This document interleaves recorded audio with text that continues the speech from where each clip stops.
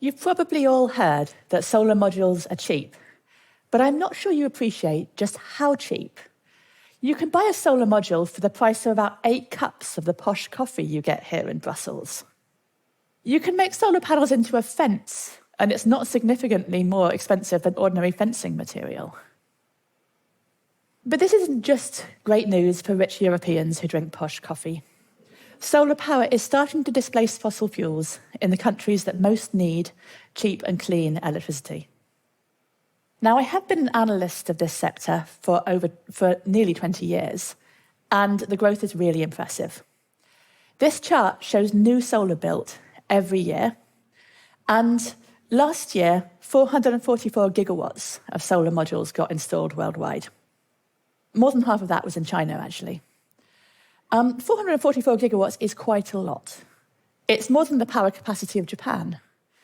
And even more is being installed this year. It's probably just under 600 gigawatts. But I have to take you off on a diversion now to complain about how hard my job is. Back in 2007, there were about 12 countries installing solar, and the official data coming out of them was good. Now my team is trying to cover 146 solar markets, and some of the data is really bad. Even Germany and Spain are installing more solar than is in their official data. So what hope is there for good data about countries in Africa or Southeast Asia? Take, for example, Pakistan. Now, this chart shows the exports of solar modules from China to Pakistan according to China Customs. It reports in dollars, but we convert to gigawatts using average prices. So the official data on how much solar is installed in Pakistan is that there's less than 3 gigawatts in the country. But more solar modules left China for Pakistan in 2022 alone. Now, we did think that substantial amounts of those were being re-exported to Afghanistan to run irrigation pumps, to grow poppies, to make heroin. And there's also a money laundering scheme which distorts the data. But these don't seem to be that big. And in 2024, things got ridiculous.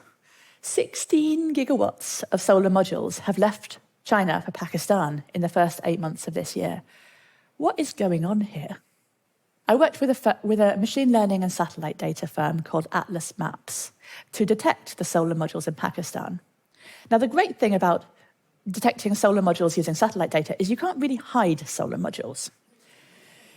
The bad thing is that they are distributed, they're quite small installations, and sometimes they look a lot like greenhouses or skylights. But Atlas Maps found 443 installations in Pakistan, many of which we had no idea existed, and looking a lot like the ones on the right of this map. That's some rooftop solar. It also missed some, like you can see some on the left of this map that the machine learning algorithm just did not detect, but you can see them. You would see them better if the picture was better. But they're there. What the satellite data did confirm is that solar modules in Pakistan are installed near the industrial clusters of Lahore, Karachi, and Islamabad. And actually, if you go on Google Earth and just look at a random spot somewhere in Pakistan in these cities, you can see loads of the roofs have solar panels on them. It's really incredible. So the solar boom in Pakistan is really happening. It's not just an artifact of China Customs data. So why? So unfortunately, Pakistan is vulnerable to extreme temperatures. In 2024, 500 people have died in Pakistan in heat waves, and temperatures reached 52 degrees Celsius. So this is a country where people really need fans and air conditioning to survive. But power is expensive in Pakistan, increasingly expensive, and the total power capacity per person in Pakistan is 1/18 as much as it is in the United States. This is a country that really needs power. Now, the good thing about solar panels is that they generate in the daytime.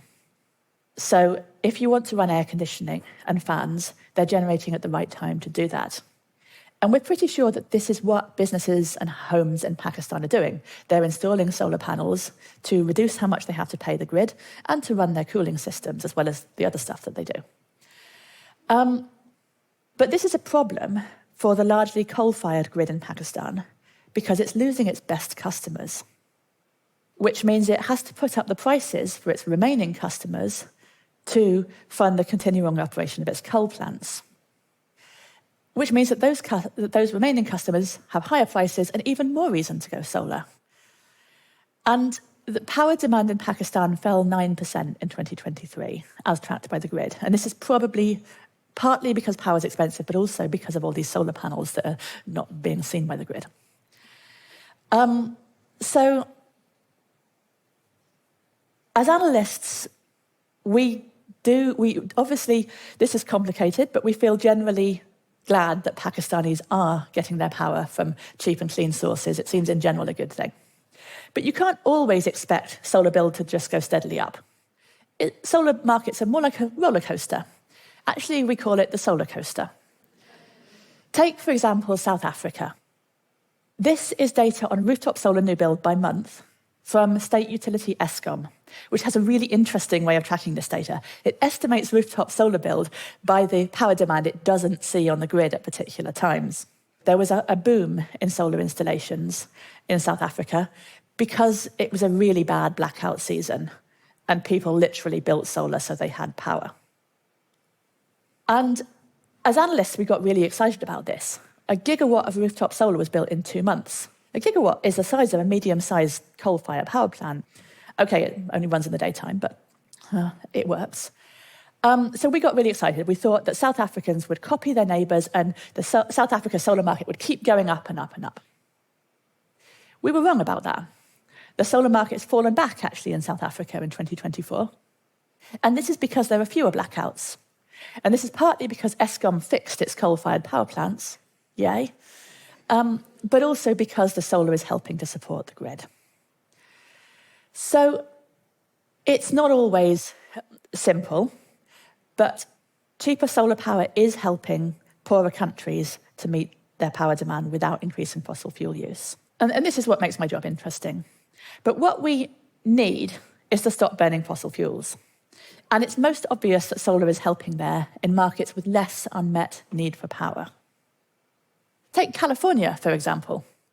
This is an average day of power supply on each year from 2012 to 2023.